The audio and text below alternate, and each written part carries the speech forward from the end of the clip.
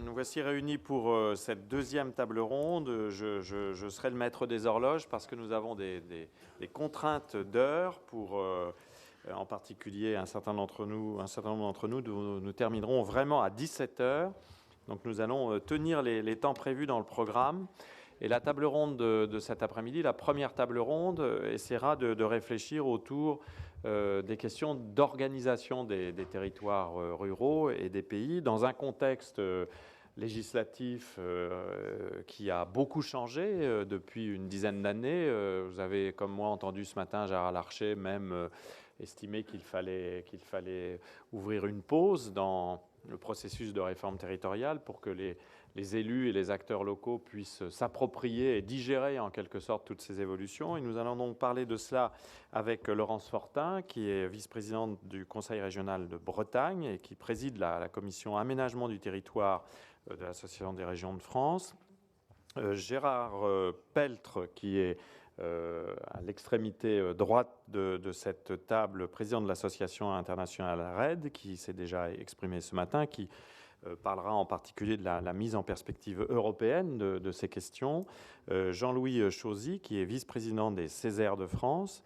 Et nous avons un intervenant, Charles Guenne, qui s'est excusé, qui ne pourra pas être parmi nous. Et donc, nous allons lancer immédiatement cette table ronde. Et je poserai d'abord la première question à Laurence Fortin. Justement, dans ce contexte qui a vu les cadres législatifs évoluer, les régions elles-mêmes ont changé, peut-être pas la vôtre, mais d'autres ont changé, le contexte général a changé, les métropoles sont apparues, les pôles territoriaux sont apparus également. Comment une région qui est à la fois réellement métropolisée et même multimétropolisée, et qui est de surcroît une région avec la persistance de très nombreux pays ruraux ou pôles ruraux ayant de fortes spécificités, qui est de surcroît une région littorale, marquée également par le tourisme, mais aussi par certaines activités portuaires et certaines activités halieutiques tout à fait importantes. Comment une région comme la vôtre se place par rapport à ce développement des pôles territoriaux et des pays, et plus globalement, comment peut-être arriver à définir un corps de doctrine, si je puis dire, et à définir des règles d'arbitrage entre toutes les priorités. Tout cela en 1 minute 45 secondes pour la première prise de parole. Merci. Merci. Alors là, vous me mettez beaucoup de pression parce que 1 minute 40 pour répondre à cette question, ça va être vraiment difficile. Bon, dans tous les cas, merci pour cette invitation et je voudrais tout de suite essayer de répondre à cette question en partant peut-être de l'expérience de la Bretagne, et on aura l'occasion d'élargir aussi, si vous me laissez un tout petit peu de temps, sur ce qui se passe au niveau national. C'est vrai qu'au niveau de la région Bretagne, on a une culture autour des pays, puisque nous travaillons de longue date avec les 21 pays que compose la Bretagne. Quand je dis nous travaillons, c'est-à-dire que nous avons défendu qu'il y ait un SCOT à l'échelle des 21 pays bretons. Nous n'avons pas vraiment abouti complètement sur ce point-là, mais beaucoup de pays beaucoup de SCOT sont à l'échelle du pays. Et au-delà de ça, nous contractualisons directement avec les 21 pays bretons. Ça veut dire que quand on dit on contractualise, on garantit des moyens financiers en termes d'investissement pour réaliser une stratégie qui est définie par les acteurs du territoire et partagée bien sûr par la région Bretagne, et qui ensuite est mise en œuvre. Et quand je dis les acteurs du territoire, il y a bien sûr les élus de ce même territoire, mais il y a aussi les conseils de développement de ces territoires. Donc c'est la société civile qui est également représentée, les acteurs publics, les acteurs privés travaillent, définissent une stratégie, et derrière ça, la région accompagne cette stratégie en termes d'investissement, mais on l'accompagne également en termes d'ingénierie. Il s'est passé en Bretagne comme à l'échelle nationale une évolution sur la carte des intercommunalités. On est passé de 101 EPCI à 59 EPCI, donc moins 40%, c'est exactement ce qui se passe au niveau national. Ça a modifié aussi le fonctionnement des relations que nous avions. Ça veut dire aujourd'hui qu'on a 4 pays qui ont fusionné les EPCI qui composaient le pays ont fusionné et désormais, on a 4 EPCI qu'on appelle format pays, puisqu'elles travaillent désormais avec les acteurs privés de ce territoire et nous contractualisons directement avec ces 4 PCI, format pays dorénavant. Donc ça, c'est une évolution et c'est une adaptation par rapport aux évolutions qu'on a connues et qui sont un peu semblables au niveau national. Et il y a également un autre élément, puisque les régions se sont vues confortées en termes de développement économique. Et là, on voit aussi qu'on a mis en place, nous, au niveau de la région, une contractualisation directe avec les EPCI pour la partie économie. Donc on a d'un côté une contractualisation à l'échelle du pays pour toutes les questions d'aménagement du territoire qui associe bien les élus, les acteurs du territoire public et privé. Et puis il y a en parallèle d'autres contractualisations, d'autres niveaux de contractualisation sur des périmètres. Qu'est-ce qu'on va dire au niveau national, puisqu'on a eu l'occasion au niveau de Région de France d'échanger sur ce point-là. Le phénomène d'évolution des intercos est vraiment national, hein, puisqu'on est passé de 2062 intercommunalités à 1266, dont 1018 communautés de communes. C'est pas neutre, ça veut dire moins de 50 000 habitants. Donc c'est quand même une grande partie encore qui sont à moins de 50 000 habitants.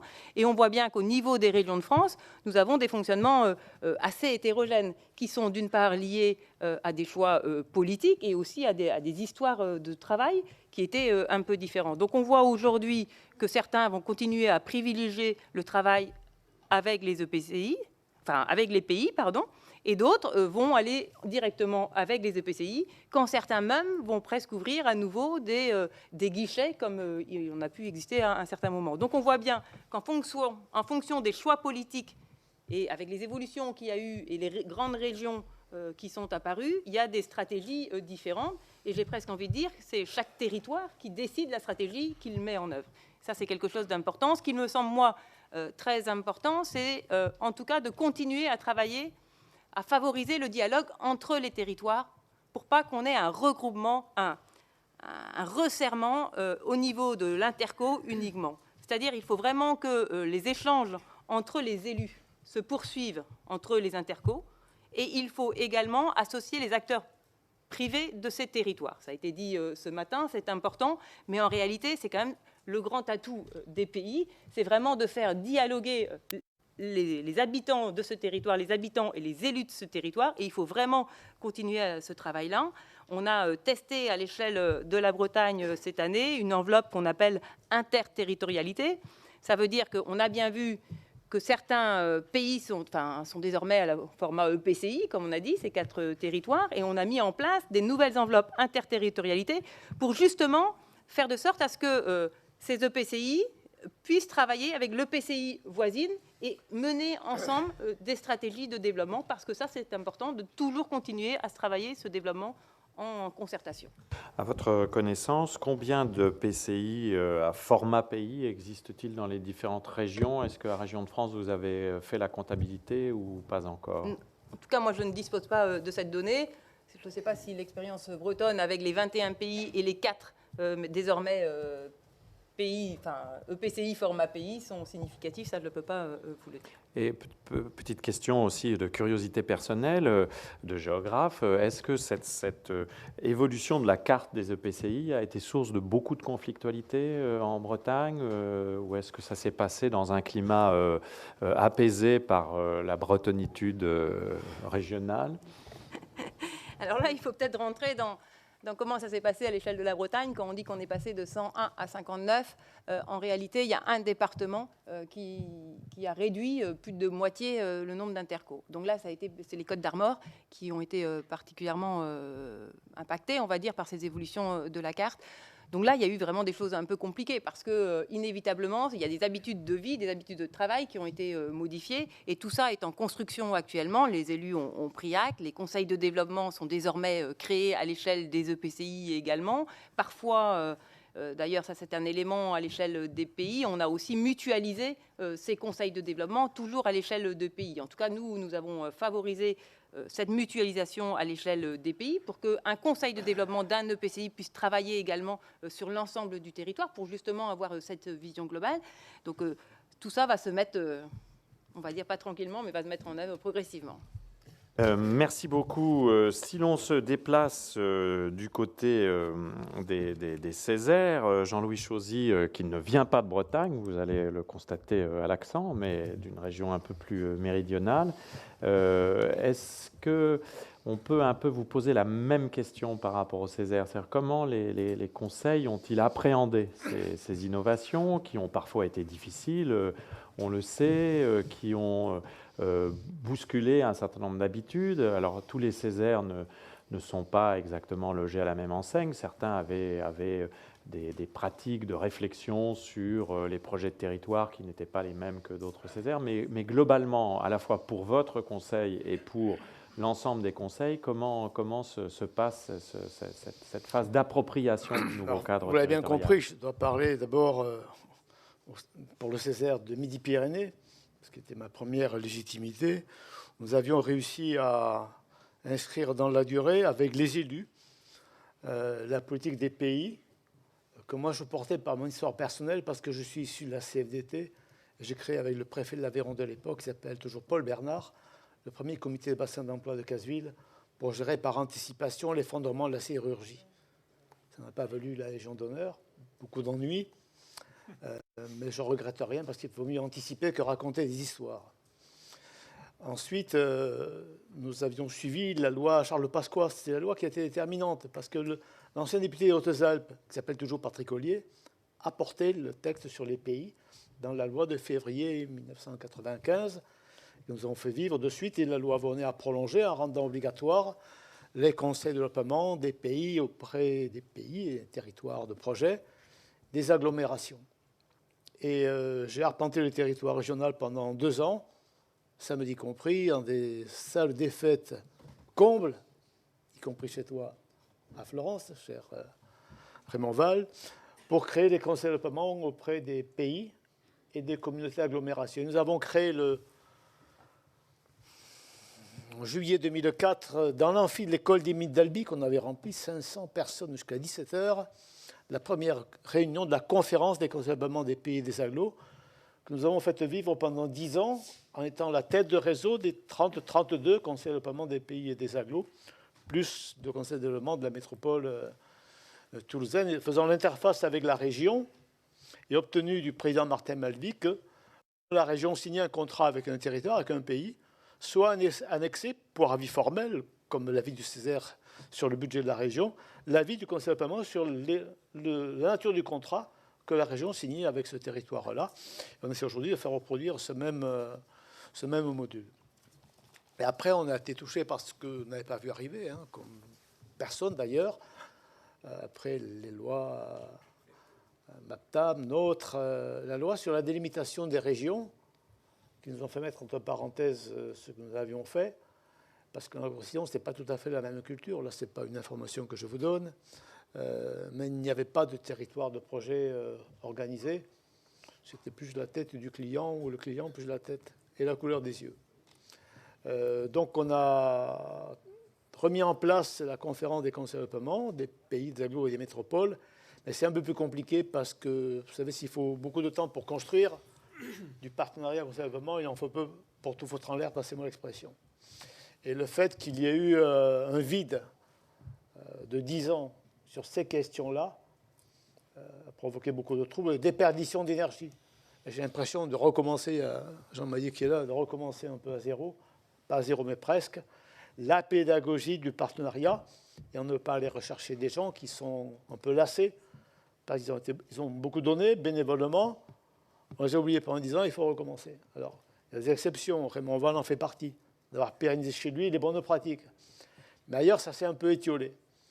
Alors, 110 territoires en Occitanie, légalement, doivent avoir des conseils de développement depuis le 1er janvier 2017. Voilà. Comme je suis admis, j'ai le droit de m'exprimer à la conférence territoriale d'action publique, la CTAP. Tous les 3 mois, je rappelle les bonnes pratiques qui ne coûtent pas 1 euro. Un peu plus de partenariat, c'est souvent utile. Donc nous sommes confrontés à cette situation-là. Et le choc culturel de la fusion des régions, que j'ai à vivre, président le Césaire des 2 ex-régions fusionnées, montre qu'il faut un peu de temps pour renouer. Mais c'est une obligation pas simplement liée par la géographie le fait. Vous citiez le poids des métropoles. Nous, c'est un peu disputé, pas nous, les autres, pour savoir quelle serait la capitale. C'est réglé par les chiffres et par la délibération. Mais s'il y a 50% des emplois dans la métropole, il y en a 50% qui n'y sont pas. Comme on vient tous de quelque part, moi je viens de l'Aveyron, Rodez, ma ville de naissance où j'habite encore. J'ai présidé pendant 7 ans le conseil de département d'Aglo à demande du fondateur de la DCF, Marc Sancy, pendant 25 ans maire de Rodez. Bon, on s'aperçoit qu'il y a une vie, une activité, une économie, même d'enseignement supérieur, en dehors des deux métropoles. Et le challenge, justement, en recréant du partenariat avec les élus et pas contre eux, on peut inverser les choses et gagner des débats d'idées, des rapports de force aussi, de manière pacifique, pour construire des politiques publiques innovantes qui mettent dans le coup les acteurs. Les conseils de développement des métropoles ont des assemblées de 220, 230 personnes.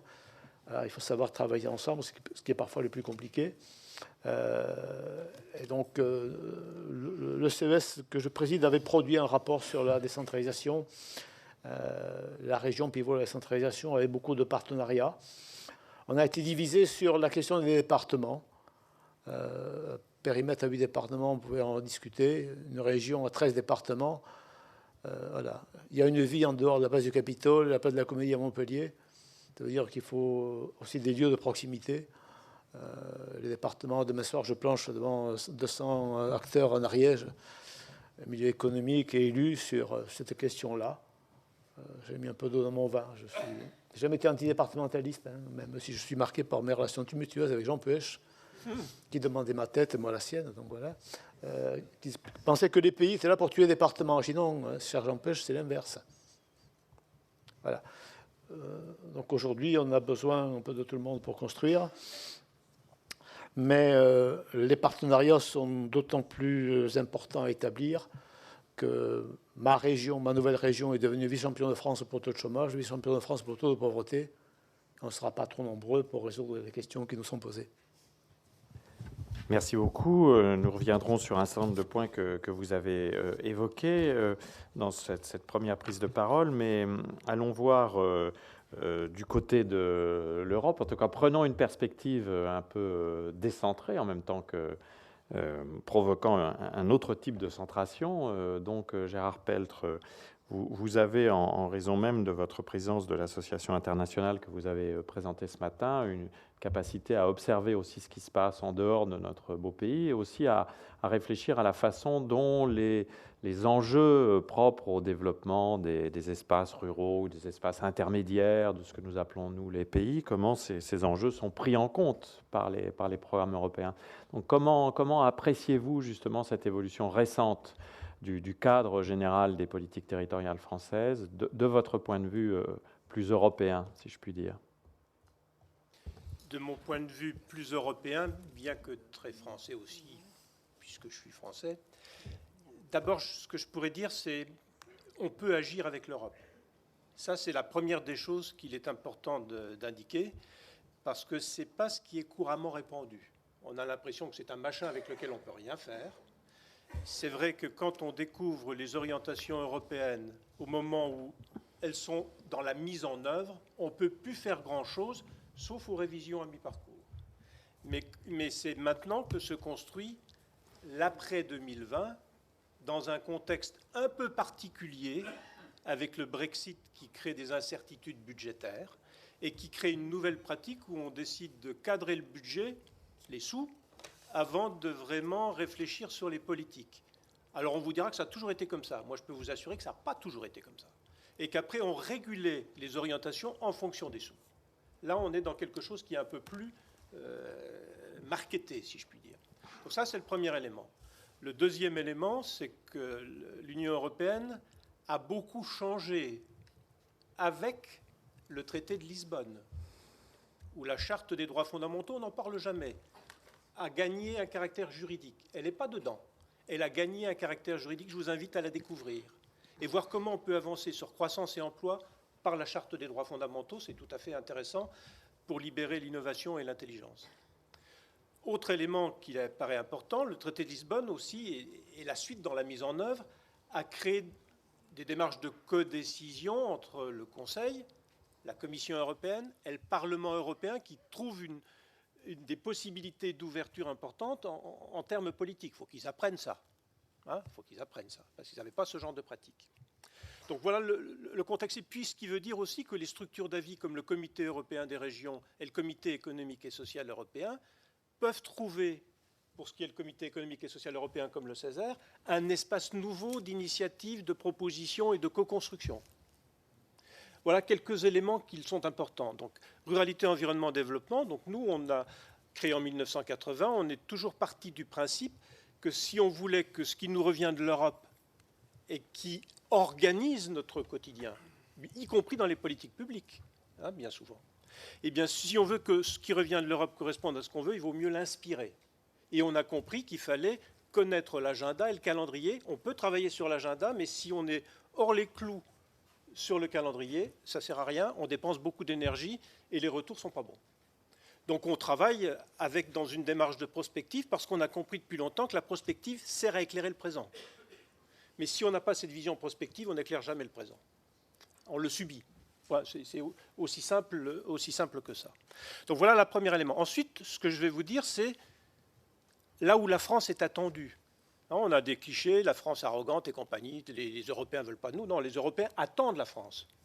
Leader, dont on parle beaucoup, dommage que les Français ne se souviennent pas que c'est d'abord les orientations, le développement local à la française, inscrit dans le 9e plan en sous-programme prioritaire, initié par la démarche des pays, les états généraux des pays et compagnie, donc en France, en s'adossant sur toutes les grandes stratégies d'aménagement du territoire qui avaient été initiées auparavant, parce qu'il faut aussi raccrocher à ça, où les citoyens sont mobilisés en retroussant les manches, et c'était les ruraux qui ont initié ça.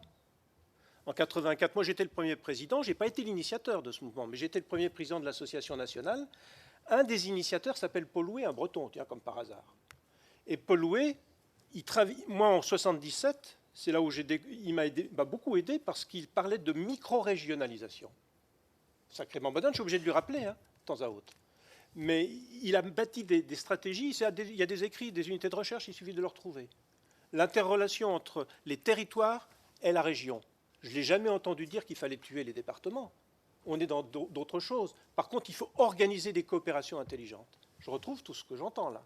Donc il faut se souvenir de ça. Et en 1984, moi j'ai organisé les États généraux du développement local urbain, en disant, si on n'organise pas ça, si on ne défend pas l'enjeu urbain, et c'est aux ruraux aussi de le défendre, on n'arrivera à rien.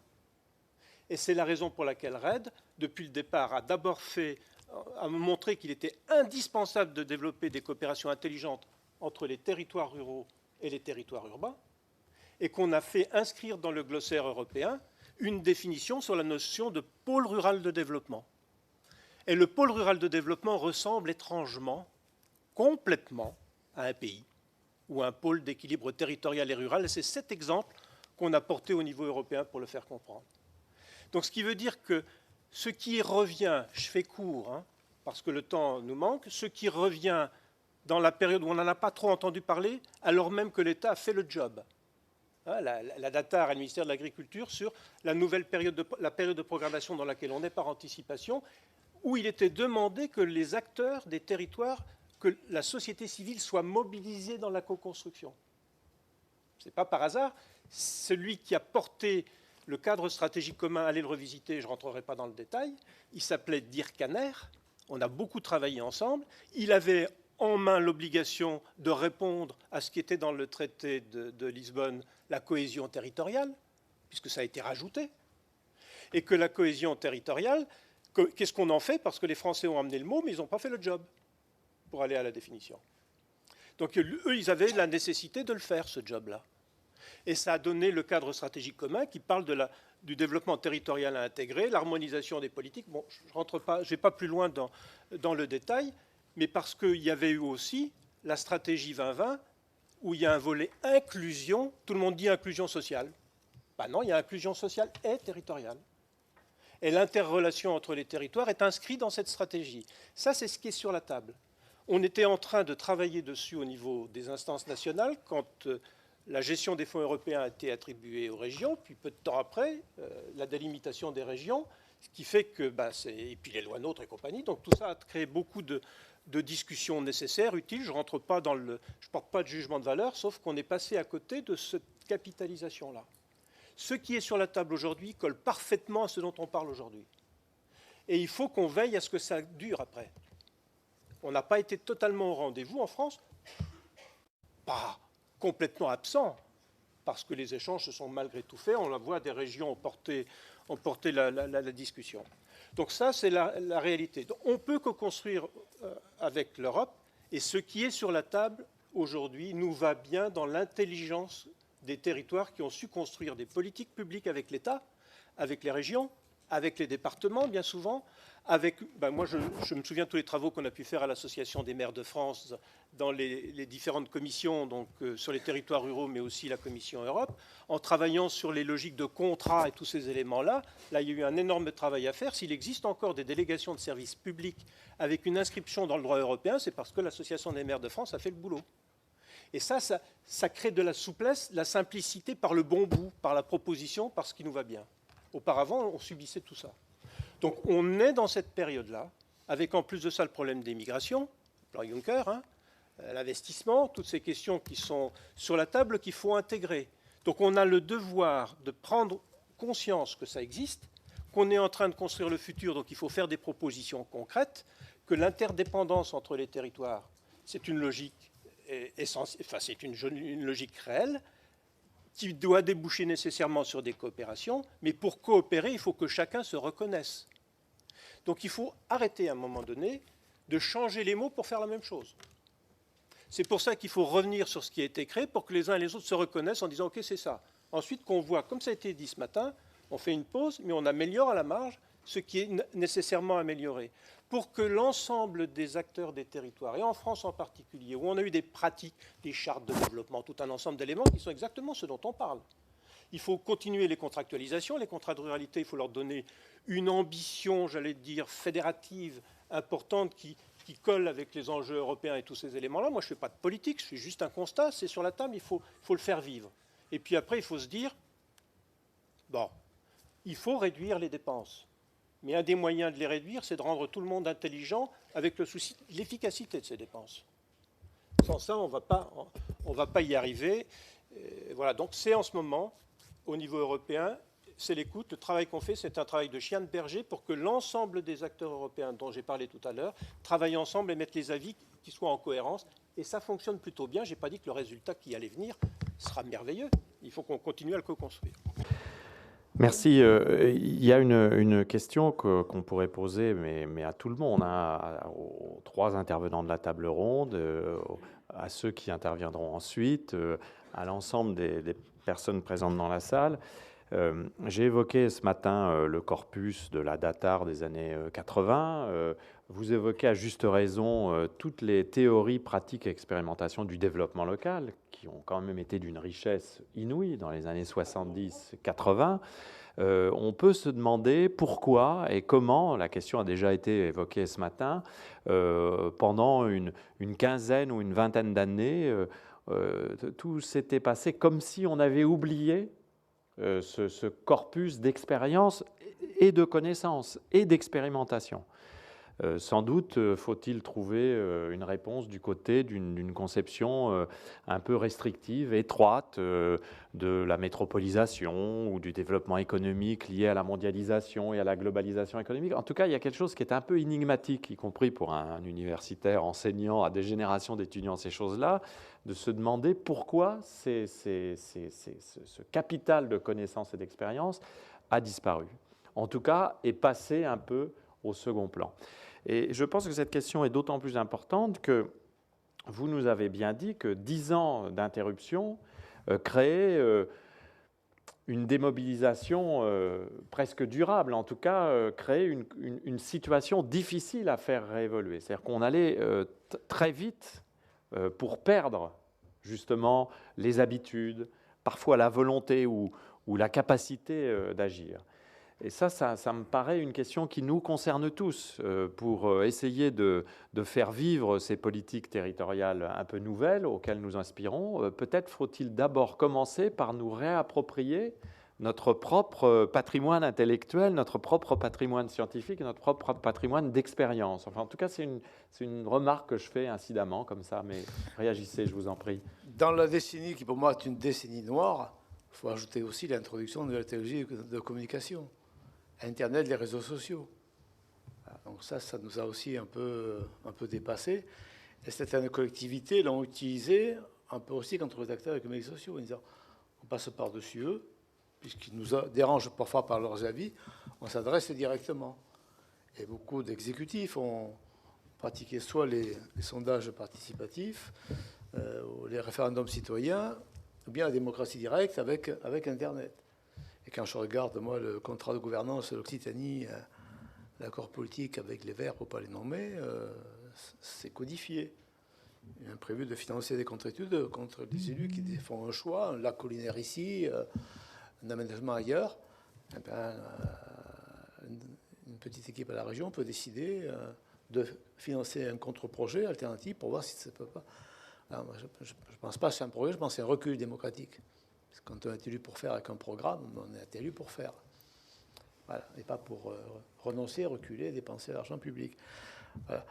Donc ça, c'est un élément qu'il faut prendre en compte, mais Internet, ça ne résout pas tout. Il faut aussi des gens qui se rassemblent, discutent, travaillent, sachent faire des synthèses dynamiques et apporter aussi une contribution à la recherche de ce qu'on appelle l'intérêt général.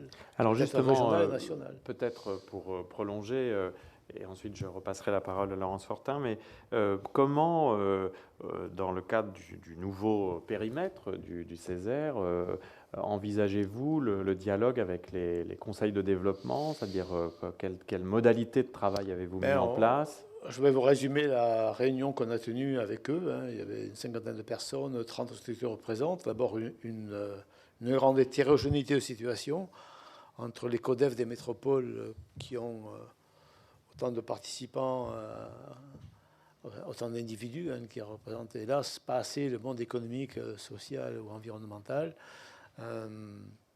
Les conseils de développement des agglos sont à peu près conformes, non pas au canon des bons principes.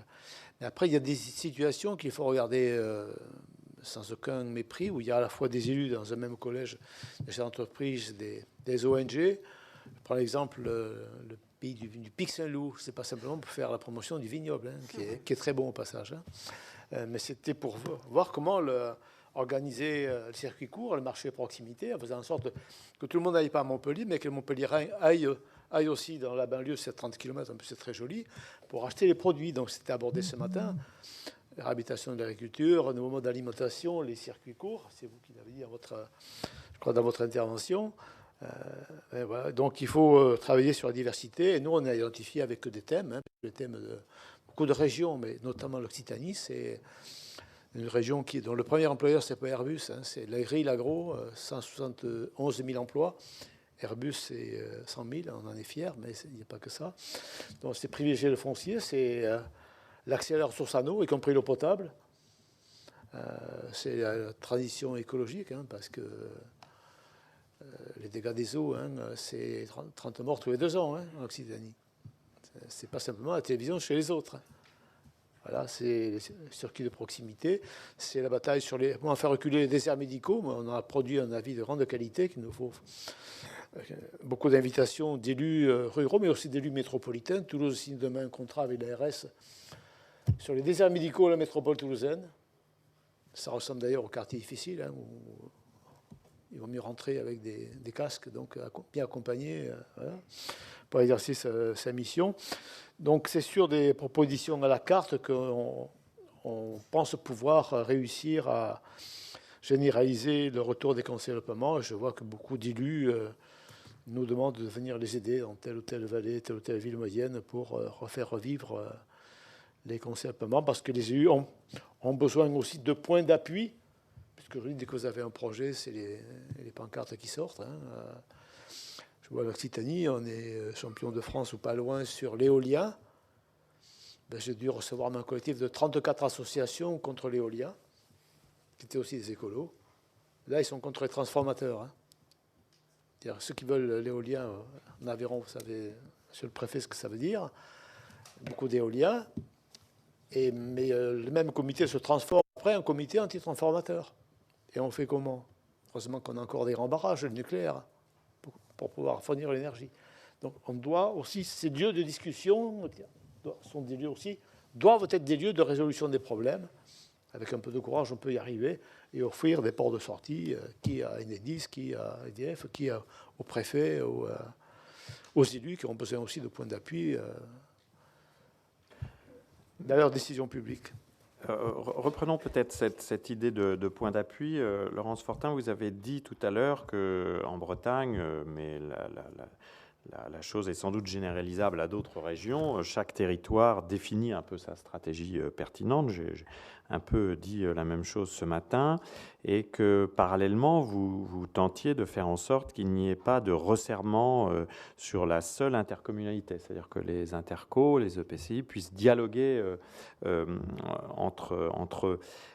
Comment le Conseil régional se met-il en ordre de marche? Quel type de procédure mettez-vous en place pour accompagner les territoires? Et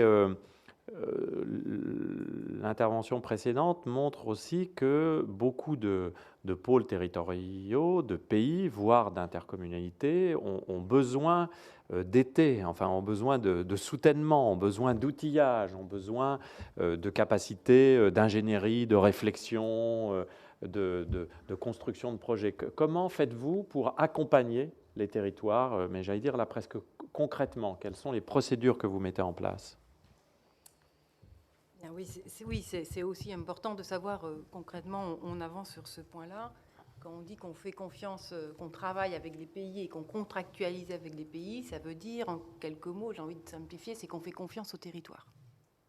Ça, c'est quand même un préalable important. C'est-à-dire qu'à un moment, bien sûr, au niveau de la région Bretagne, on a une ambition, c'est le développement équilibré de la Bretagne. Bien sûr, on a des grandes orientations. Et après, chaque territoire, on va dire, va définir et va travailler sa stratégie. Alors très concrètement, les élus de ce territoire, les membres du conseil de développement, dans un temps donné, déterminé, et là on est en période de revoyure, donc je peux bien en parler, c'est-à-dire qu'en décembre, il y a bientôt un an, on avait donné le calendrier, on avait dit dans le contrat, il faut revoir votre stratégie, voir s'il y a des adaptations à faire au vu de tout ce qu'on vient de vivre, et puis nous proposer au niveau de la région des éventuelles évolutions. Donc de janvier à juin, les élus, les membres des conseils de développement se sont réunis, ont travaillé leur stratégie bien sûr pour les fonds régionaux, mais également, il faut le dire, leur stratégie pour leurs fonds européens. Parce qu'on a aussi territorialisé les fonds européens, c'est-à-dire qu'on a souhaité que l'ensemble des 21 pays bretons puissent bénéficier de fonds européens, pas sur des appels à projets, mais bien qu'ils aient cette visibilité et d'enveloppe et de stratégie qui soient en cohérence avec leur stratégie globale. Donc ça, c'est quelque chose d'important. Donc janvier-juin, ils regardent ça. Nous, l'été et jusqu'à maintenant, on est en train de travailler les stratégies qui nous ont été proposées. Et depuis septembre, je refais le tour des pays bretons pour échanger sur cette stratégie. Donc très concrètement, voilà comment on peut s'organiser avec des enveloppes clairement affichées jusqu'en 2020. Donc ça, on va être en situation, on va dire, de re-signer ces contrats dès début 2018. Donc ils auront bien les enveloppes, la visibilité jusqu'en 2020. Et concrètement, ensuite, il y a des comités uniques de programmation. Donc ça veut dire que derrière, c'est encore les élus du territoire, mais également les membres issus qui représentent les conseils de développement, qui vont émettre un avis d'opportunité sur les projets qui sont présentés pour bien s'assurer qu'ils soient bien en adéquation avec la stratégie de ce même territoire. Donc en fait, ils vont passer un premier filtre à l'échelle du pays, et c'est seulement une fois que les projets auront passé ce premier filtre que nous, la région, on se positionnera sur le projet. Donc dans ce comité unique de programmation, on a gardé en termes de composition, la composition qui était dictée par les règles européennes, c'est-à-dire que la société civile y est majoritaire. 50% plus une voix pour la société civile.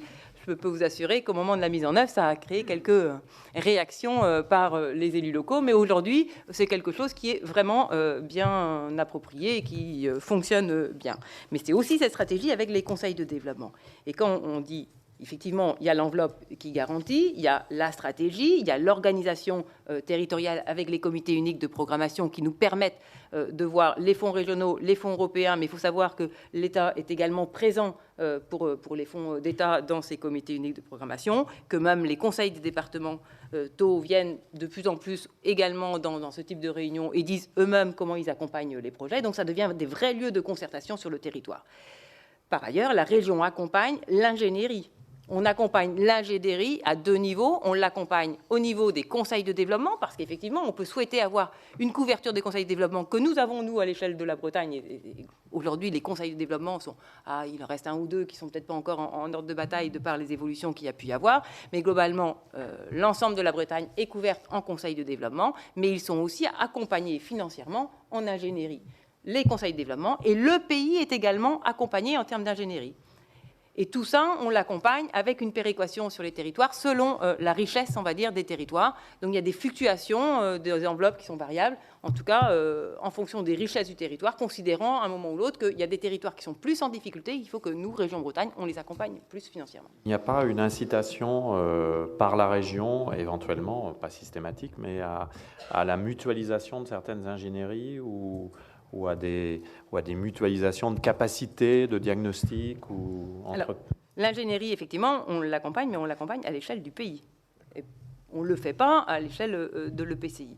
Ou alors, pour les 4, on l'a fait là, mais toujours, leur enveloppe est liée à la population, donc on voit bien ça.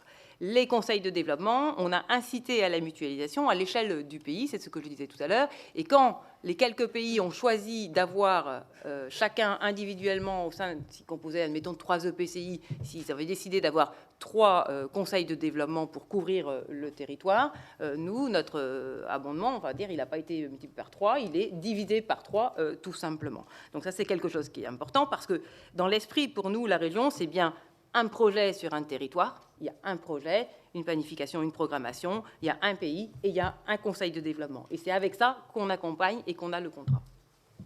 Est-ce que vous avez vous-même, à la région, dû renforcer vos capacités d'expertise et d'ingénierie, justement, pour accompagner ce mouvement ? Eh bien, on a au moins l'obligation d'être territorialisé en termes d'accompagnement. Ça veut dire qu'il faut aussi avoir de la proximité sur les territoires. Et là-dessus, sur ce point-là, il y a toute une réflexion aujourd'hui pour aller encore plus loin, pour pouvoir effectivement accompagner le plus possible l'ensemble des territoires et ne pas le faire seulement, on va dire, de la capitale rennaise, mais réellement au plus près des porteurs de projets, parce qu'on parle beaucoup des porteurs publics. Il y a besoin d'ingénierie, mais il y a également les porteurs privés. Et sur les fonds européens, entre autres, mais pas seulement sur les fonds européens, sur les fonds régionaux également, nous souhaitons, par nos contrats, accompagner les porteurs privés. Il faut aussi que cette ingénierie puisse permettre, en tout cas, de faire aboutir ces projets. Et est-ce qu'il y a une activité prospective à la région Bretagne, puisque tout à l'heure, on a dit que la prospective était une manière aussi de comprendre le présent et de faire des choix. Qu'en est-il de la réflexion prospective pour accompagner tout ce mouvement ? Alors effectivement, d'abord, ce contrat, il repose aussi sur un diagnostic partagé. D'abord sur des éléments chiffrés passés, historiques, mais également avec des éléments qu'on a en termes de perspective. Oui, ce sont des éléments qui sont essentiels dans la stratégie des contrats et qui sont aussi réactualisés en permanence.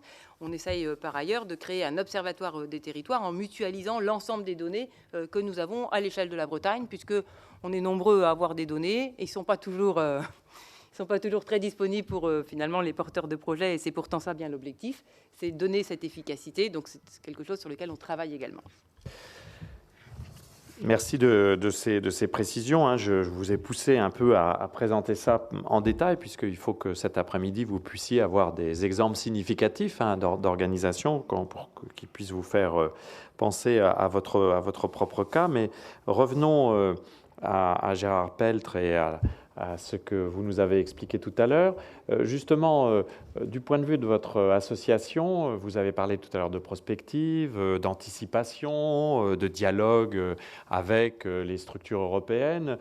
Pour vous, où se situent aujourd'hui les thématiques les plus porteuses d'enjeux pour ces pays dans la perspective des politiques européennes? Où se situent les perspectives les plus porteuses d'enjeux? Où se situent éventuellement les points de risque les zones d'inconfort. Comment arrivez-vous à cerner cela, puisque vous êtes aussi chargé d'aider les pays, via la NPP notamment, à anticiper ces échéances? Donc le premier élément, vous l'avez compris, c'est la stratégie territoriale de développement.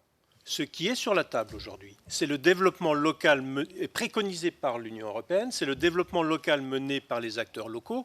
Leader en tant que tel n'existe plus que parce qu'il est pour les opérations financées essentiellement avec du Fonds européen agricole pour le développement rural. Ce qui est véritablement la base, c'est le développement local mené par les acteurs locaux. Ça nous va bien.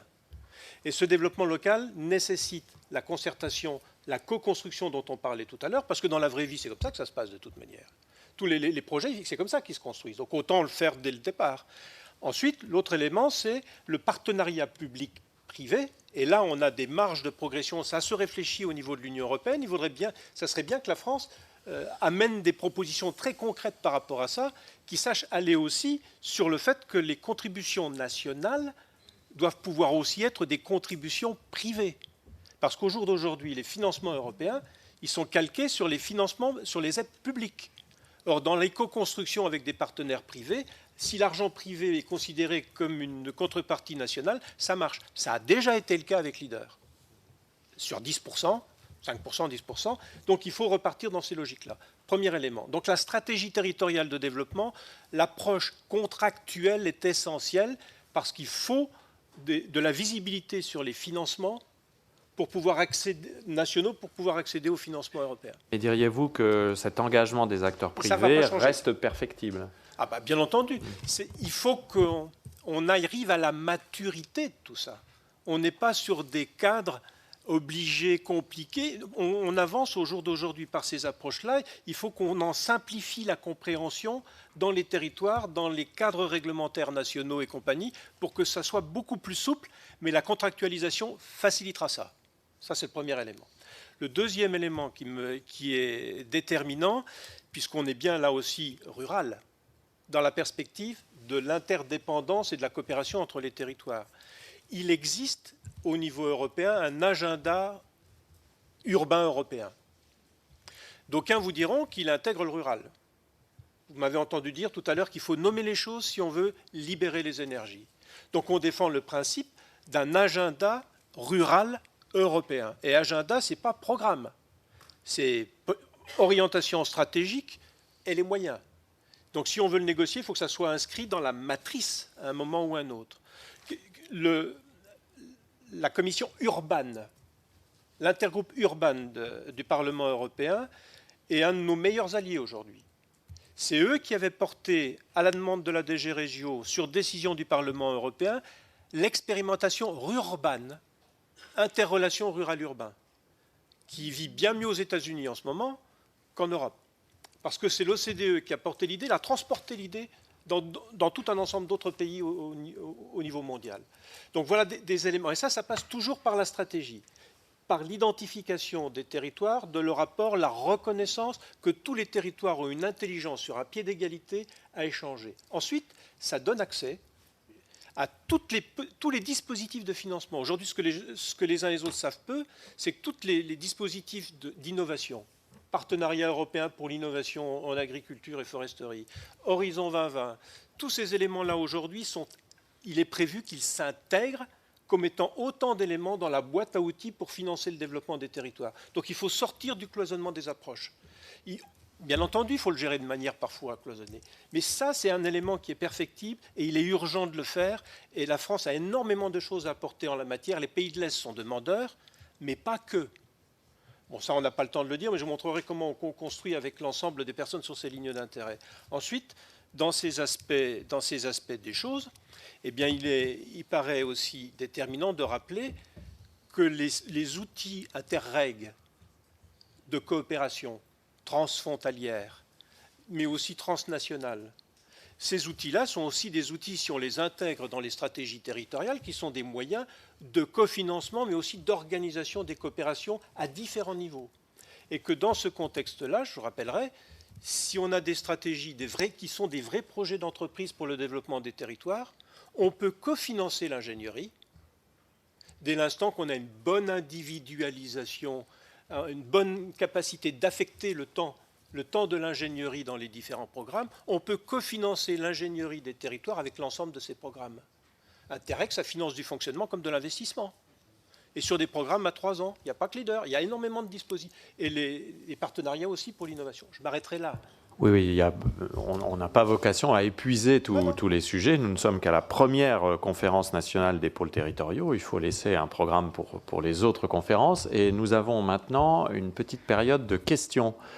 Levez la main. Donc, 2 prises de parole ici, puis une ici. Oui, je vous en prie.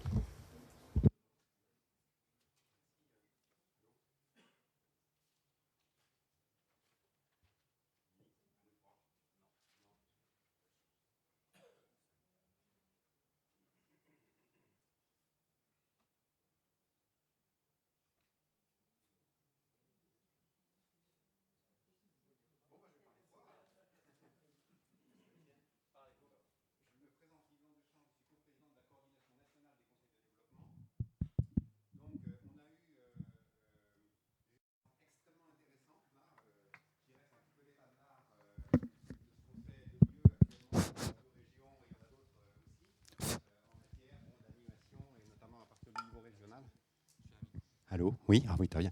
D'animation, notamment à partir du niveau régional, de l'ensemble de ces animations territoriales et de développement local. Cette approche et ces bons exemples, ces bonnes pratiques, je dirais, ont 2 limites. La première, c'est que ce n'est pas le cas partout. Et donc, il y a quand même un enjeu aussi de le déployer dans l'ensemble des régions, et il y a une très grande disparité dans les actions selon les régions en France. Donc ça, c'est une première limite. Et la deuxième limite, c'est que ce sont des politiques qui sont accompagnées de façon descendante par l'État, par les régions. Ce qui veut dire que ça introduit une fragilité. Dès qu'il y a un changement politique au niveau de la région, il y a toujours le risque que la politique s'arrête. Et si les dynamiques territoriales locales n'ont pas eu un certain niveau d'autonomie suffisant, eh bien, c'est l'ensemble d'une dynamique et d'une dynamique engagée qui risque d'être sinon arrêtée, du moins au minimum ralentie pendant une certaine période. Et on en a des exemples actuellement. Donc, il y a vraiment des choses à faire en matière d'acquisition un petit peu d'autonomie de ces développements et de cette participation de la société civile. Parce que dans le domaine du développement économique, enfin du développement du territoire et notamment du développement économique, il est clair qu'il faut une implication autonome des acteurs économiques. C'est eux qui vont porter au bout du compte le développement. Et dans tout le domaine aussi qu'on n'a pas abordé dans cette table ronde, mais qui faisait partie de présentation générale ce matin, des grands enjeux des transitions énergétiques, écologiques, numériques, etc. Là aussi, il va falloir une implication non seulement des acteurs, mais également des citoyens qui vont avoir à gérer des changements de comportement. Et ça va effectivement nécessiter qu'ils adhèrent et qu'ils se mobilisent. Donc là, un accompagnement descendant ne suffira pas. Donc on a vraiment un enjeu de ce côté-là. On ne peut pas laisser les élus locaux porter à bout de bras ce genre de politique. C'est très bien qu'ils le fassent actuellement, mais ils finiront par avoir le bras un peu fatigué si on les laisse faire tout seuls. Donc il faut les aider. Donc concrètement, si vous voulez, au niveau des conseils de développement, nous, la façon dont on voit les choses, c'est qu'il faut d'une part qu'on fasse notre travail. D'une part, il faut généraliser effectivement les conseils de développement un petit peu partout, puisque on a bien des exemples comme quoi ça fonctionne, ça aide, ça fait progresser. Donc il faut effectivement les généraliser comme le prévoit la loi NOTRe. C'est un premier défi. Le deuxième défi, c'est qu'il faut que les conseils de développement approfondissent leurs pratiques. On va commencer par balayer devant notre porte. Il faut non seulement qu'on approfondisse nos pratiques en matière de qualité de la réflexion, en matière de méthodologie, etc. Donc ça, c'est une chose.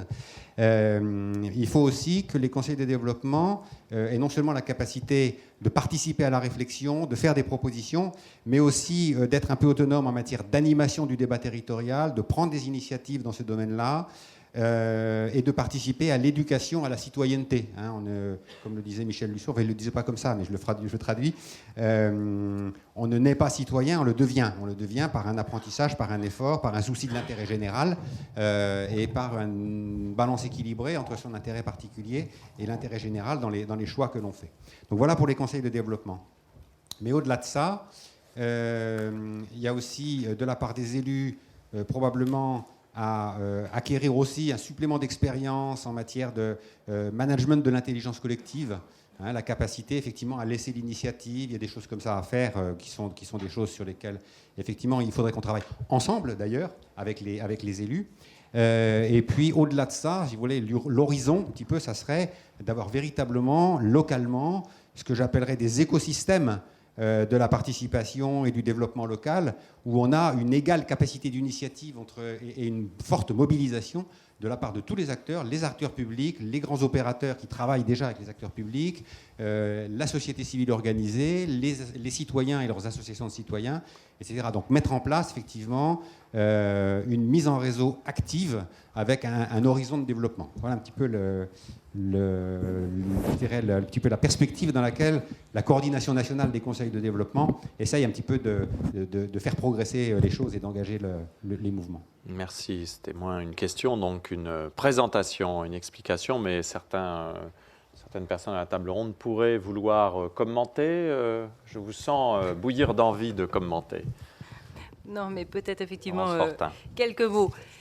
Effectivement, on a bien vu que la couverture des pays ne se faisait pas partout, et c'était déjà une limite, je l'ai bien entendu. Et la deuxième limite, et on la voit, puisqu'il y a certaines régions qui ont déjà décidé de modifier leur façon de travailler avec de nouvelles gouvernances. Donc on voit bien que c'est une des limites. Je voudrais quand même mettre un bémol. C'est-à-dire que dès l'instant où on a des territoires qui travaillent ensemble et qui ont pris cette habitude de travail, on voit bien au fur et à mesure que, par exemple, les intercos, les EPCI, financent ce pays. Et on arrive même, quand on regarde les budgets de ces pays, à constater que finalement, la participation de la région, elle devient mineure dans le fonctionnement de ce pays. Ça veut dire que l'écosystème territorialisé fonctionne quasiment en autonomie il y a un moment. Donc ça, on devient dans une bonne réussite. Effectivement, le fait de contractualiser incite le territoire à continuer à travailler ensemble. Mais au fur et à mesure de la vie du pays, on voit aussi qu'au fur et à mesure, il y a des politiques qui sont mutualisées à l'échelle du pays. Et j'ai presque envie de dire, ce n'est pas obligatoirement un changement de gouvernance qui va faire que, au niveau de la région par exemple, qui va faire que ces élus du territoire ou que ces acteurs privés ne travailleront plus ensemble. Vous m'avez l'air étonné, mais quand on mutualise un conseil de développement à l'échelle d'un pays, quand on mutualise des politiques et des actions à l'échelle d'un pays, on crée des conditions pour que ce territoire continue à fonctionner indépendamment, à travailler ensemble, indépendamment, ou en tout cas, il est moins lié, on va dire, à la politique régionale. Et dans tous les cas, si je reprends, moi, parce que je suis aussi une élue locale, si je regarde les territoires que je connais plus en Finistère, je reste persuadée qu'indépendamment de ce que fait la région, dans tous les cas, les territoires continueraient à travailler ensemble. Parce qu'aujourd'hui, ils ont pris des habitudes de travail ensemble. Et on a un outil qui est sans doute très important, c'est le SCOT. Parce que quand les élus de ce territoire travaillent le SCOT ensemble, ce n'est pas seulement le niveau de contractualisation avec la région qui les oblige à travailler ensemble, c'est aussi cet outil de planification qu'ils vont programmer, organiser, travailler leur développement ensemble. Et ça, c'est sans doute des éléments importants. Donc oui, effectivement, il y a un risque parce qu'on ne couvre pas aujourd'hui toute la France. Oui, il y a un risque à chaque fois qu'il y a des gouvernances qui sont modifiées, mais on peut aussi rester un petit peu optimiste en se disant qu'il y a les expériences réussies qui doivent permettre de maintenir aussi des pays. Oui, Jean Maillet, UNADEL, toujours. Je voudrais revenir, Madame Fortin, sur ce que vous dites, parce que bon, vous avez parlé de contrat, Gérard Peltre également. Donc la notion de contrat, elle semble devenir un peu l'alpha et l'oméga du mode de relation entre les territoires et les collectivités au-dessus. Le contrat le nom que nous n'avons pas entendu, mais bon, le préfet Combes, j'imagine, en parlera tout à l'heure, c'est le contrat de ruralité, le futur contrat de transition écologique, en tout cas les contrats et les politiques de l'État, les politiques que l'État souhaite mener avec les territoires. Alors là, bon, vous parlez, Madame Fortin, et on sent qu'on aurait tous envie d'être terriblement bretons, à Rennes, à Quimper ou ailleurs. Je ne suis pas sûr que, comme le rappelait Jean-Louis Chauzy, ça soit aussi rose, encore que en Occitanie, ça soit la couleur, mais dans toutes les autres régions, on a, voilà, le contrat, ça suppose aussi que la région, chef de file de schéma majeur, avec l'État, pilote sur un certain nombre de politiques, soit aussi intimement d'accord et qu'on n'ait pas, quelque part, parfois, des injonctions un peu paradoxales qu'on entend. Nous, à l'UNADEL, on a la chance d'accompagner, grâce à un partenariat avec le CGET, des contrats de ruralité, avec les caisses des dépôts, on va à l'écoute d'autres territoires. Bon, c'est pas si simple entre l'État en région et la collectivité régionale, voire éventuellement les collectivités départementales.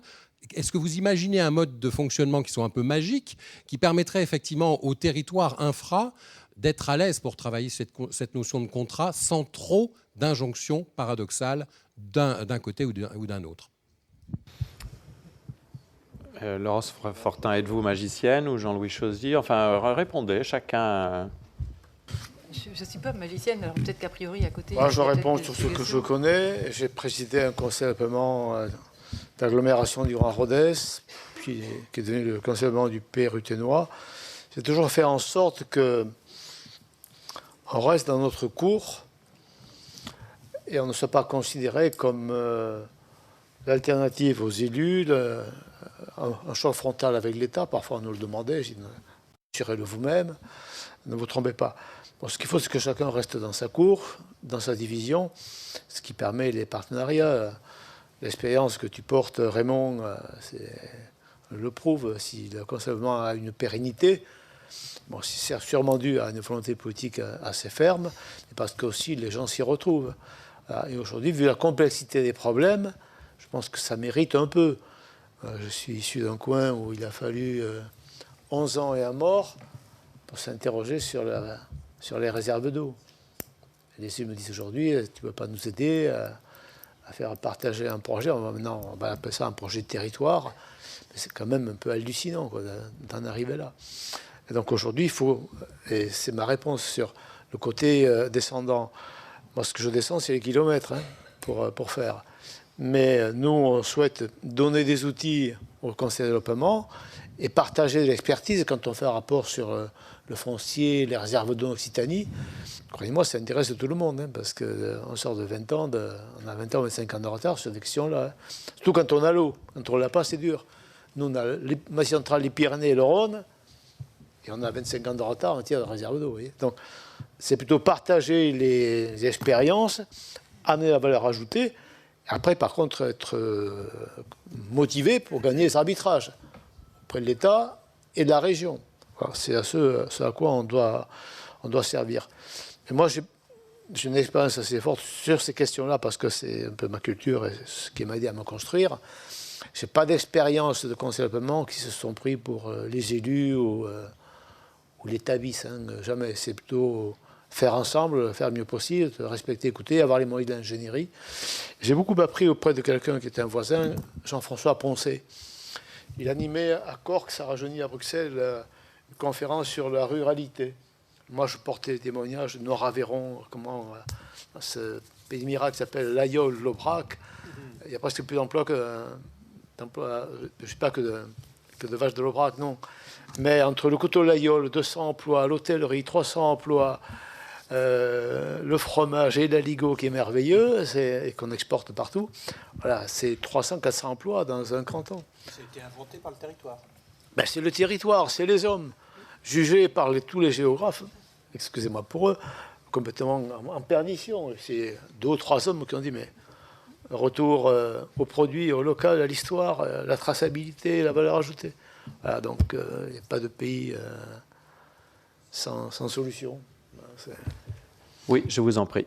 Oui, bonjour, Frédéric Reis, je suis président du Pays de l'Alsace du Nord, qui avait été évoqué ce matin par le guide du routard. Lorsqu'on a aujourd'hui des territoires de projet, ces territoires peuvent s'organiser librement. Alors, chez moi comme ailleurs, on a constaté qu'il y a une baisse du nombre d'EPCI, puisqu'il y a eu des fusions, il y a eu des EPCI de plus en plus grands, et certains donc à dimension pays. Au niveau des pays, aujourd'hui, on a à peu près un gros tiers de PETR. On a ensuite un tiers de syndicats mixtes ouverts, fermés, quelques GIP, et il reste aussi 20% d'associations. Alors que répondez-vous aux élus locaux qui veulent lutter contre le millefeuille institutionnel et qui disent qu'on préfère garder la souplesse d'une organisation associative?